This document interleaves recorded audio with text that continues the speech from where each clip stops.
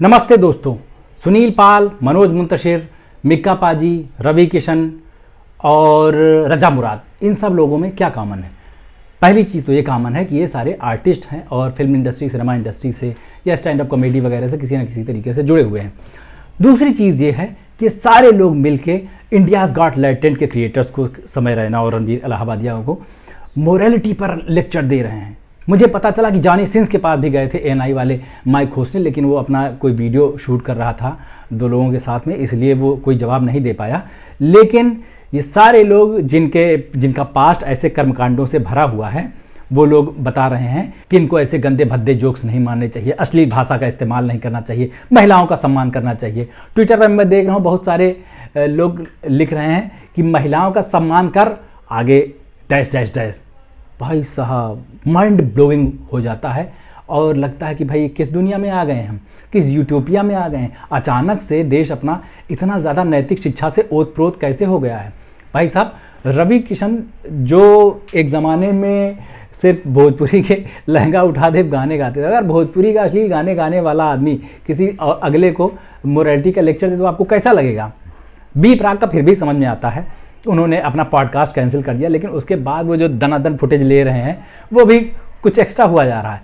ऐसा लग रहा है कि उस लड़के ने बहुत सारे लोगों का, हम जैसे चिंटू यूट्यूबर्स का भी पॉपुलैरिटी के निशान में थोड़ा सा ऊपर ला दिया है। जिसको देखो वही उनके पीछे ही पड़ा हुआ है, चाहे पॉलिटिशियंस हों, चाहे आर्टिस्ट्स हों, चाहे मीडिया वाले हों या छोटे मोटे यूट्यूबर्स हों, ट्विटर इन्फ्लुएंसर्स हों, सबके सब उसी बहती गंगा में हाथ धो लेना चाहते हैं। नहीं तो पिछली बार आपने कब देखा था कि पुलिस इतनी ज़्यादा तत्पर रहती हो और नागरिक अपने अधिकारों के लिए इतना सचेत रहते हो। मुझे पता चला कि इंदिरापुरम जो गाज़ियाबाद में एक बहुत छोटा सा थाना है, वहाँ पर भी जाके एक महिला ने इसके खिलाफ एफआईआर दर्ज करा दी है। मुंबई पुलिस तो इनके सेट पर पहुँच ही गई थी, गुवाहाटी पुलिस भी इन्वेस्टिगेट करने के लिए आ गई कि ये इन लोगों ने बोला क्या था, इसमें इन्वेस्टिगेशन होगी। इतना तगड़ा इन्वेस्टिगेशन आपने देखा होगा कि मोबाइल चोरी हो जाए उसमें भी नहीं होता। आपका मोबाइल चोरी हो जाए कभी उसको पुलिस ढूंढ के नहीं दे सकती। आपकी बाइक चोरी हो जाए तो उसका मिलना इम्पॉसिबल है, और आपका पर्स अगर चोरी हो जाए तो वो भी नहीं मिलेगा अनलेस कि आप पीएम की भतीजी हो या और कोई बड़े पावरफुल इंसान के घर से आपका ताल्लुक है। तो ये पुलिस बेचारी उन सब मामलों में इतना त्वरित कार्रवाई नहीं कर पाती। इवन बड़े से बड़े केसेस में देखा गया है कि एफआईआर दर्ज करने में पसीने छूट जाते हैं लोगों को दर्ज करवाने में, लेकिन पुलिस कोशिश करती है टालने की उनको। लेकिन इस मामले में छोटे छोटे थानों में छोटे छोटे लोगों ने इतनी आसानी से एफआईआर दर्ज करवा ली है। किस लिए? कि वो जो चूजे लोग हैं ना, इस समय रैना, रणवीर इलाहाबादिया, भले उनको पीएम से अवार्ड मिल चुका हो, वो अलग बात है। क्या वो कौन सा डायलॉग था उसमें गैंग्स वासेपुर में कि फलाना चाहे जितना बड़ा हो जाए रहेगा फलाने के नीचे ही, तो ऐसे ही कुछ था। इसका मतलब है कि सेलिब्रिटी जो है ना, वो चाहे जितना बड़ा सेलिब्रिटी हो जाए, लेकिन ताकत के सामने उसकी कोई वैल्यू नहीं है, वो बहुत ही नीचे निम्न स्तर पर रहेगा। एक वीडियो मैंने देखा जिसमें जो एक और आरोपी लड़की है अपूर्वा मखीजा, उसकी कार खुली और उसके ऊपर मीडिया वाले गिद्धों की चीलों की तरह टूट पड़े। तो मुझे उस घटना की याद आ गई 5 साल पहले की, जब सुशांत सिंह राजपूत केस हुआ था और रिया चक्रवर्ती के पीछे ऐसे ही मीडिया वाले पागल हुए घूम रहे थे एकदम नोच खाने के लिए। तो अब इन लोगों का समय आ गया है, यहाँ पर आप जितने ज़्यादा फेमस हैं ना, आपकी एक छोटी सी गलती का इंतज़ार कर रहे हैं लोग। और ये छोटी गलती तो बिल्कुल भी नहीं थी, बहुत बड़ी गलती थी भाई साहब।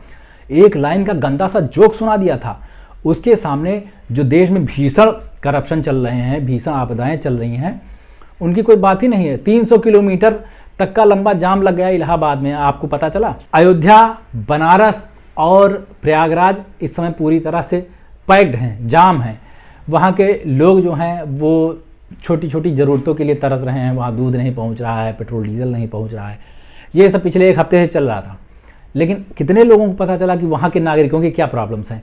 लेकिन जो नैतिकता पर जो हमला हो गया, संस्कृति पर जो हमला कर दिया ना एक लाइन में इस लौंडे ने, वो कुंभ में भगदड़ में हुई मौतों से भी ज़्यादा खतरनाक हमला बताया जा रहा है। और कई लोग ये तर्क देते हैं कि यार तो एक बात बताओ कि देश में और भी करप्शन जो भी हो रहा है, क्रिमिनल एक्टिविटीज़ हो रही हैं, क्या उनका सहारा लेने के बाद इनके पाप को, इनके गुनाह को जाने दिया जाए?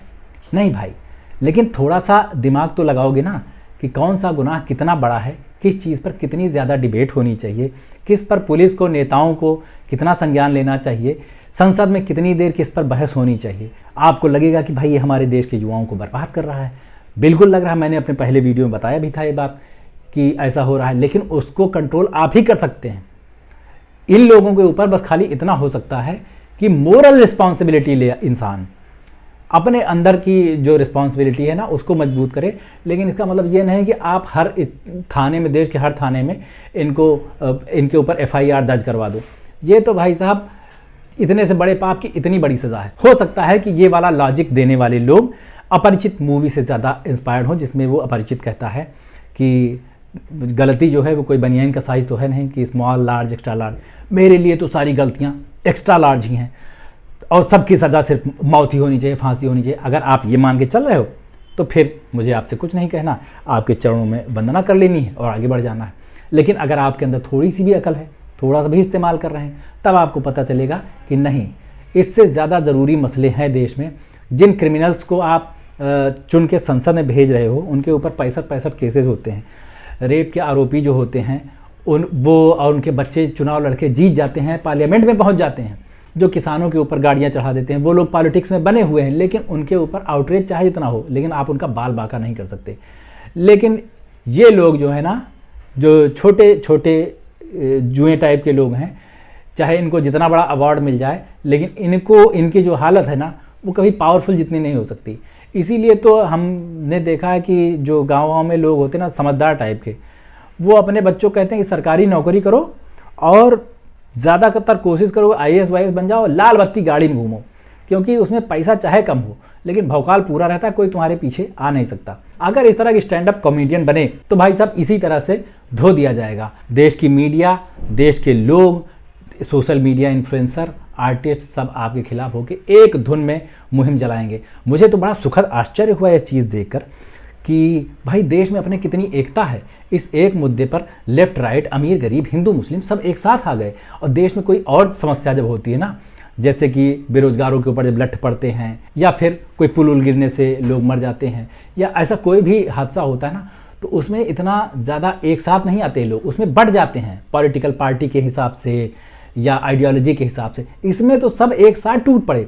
मुझे पहले लगने लगा था कि यार अपना देश जो है ना कितना नैतिक रूप से पतन हो चुका है, इसका कितना घिनौना हो चुका है। यहाँ कितने सारे लड़के बच्चे जो भी हैं सब अश्लील रील्स देखते रहते हैं, सोशल मीडिया पर उनको सिर्फ नंगापन परोसा जा रहा है, और पॉर्न देखने में अपना देश नंबर 1 पे पहुँच गया है। और लोग घिनौने पॉर्न बहुत ज़्यादा देखते हैं अपने मोबाइल में। सबके अगर इनबॉक्स और हिस्ट्री देखोगे ना तो इनकी सबकी कलाई खुल जाएगी, सब कुछ सामने आ जाएगा। और वही देश नैतिकता के मामले में इतना ज़्यादा ऊंचे पे विराजमान है, हिमालय की सबसे ऊंची चोटी पर। यह तो हमको इसके बाद पता चला जब उस लौंडे ने एक गंदी सी लाइन बोल दी। हमको तो थैंकफुल होना चाहिए उसके लिए, ताकि अपने देश में उसने नैतिकता की एक जो लॉ जगा दी है ना, जिसके पहले लॉ लगे हुए थे। वैसे तो इन चारों पांचों लोगों को और इंडियाज गॉट टैलेंट के क्रिएटर्स को खुश होना चाहिए कि सारा मामला मुंबई में है और मुंबई पुलिस के अंतर्गत आता है। हाँ, ये ज़रूर है कि गुवाहाटी से पुलिस आ रही इन्वेस्टिगेशन करने के लिए, लेकिन फिर भी ये लोग बच जाएंगे। अगर कहीं ये मामला यूपी का होता तो बुलडोज़र वगैरह का भी। खैर, कैसा लगा आपको सत्संग बताना ज़रूर मुझे नीचे कमेंट करके। अभी चलते हैं, लौट के मिलते हैं। नमस्ते।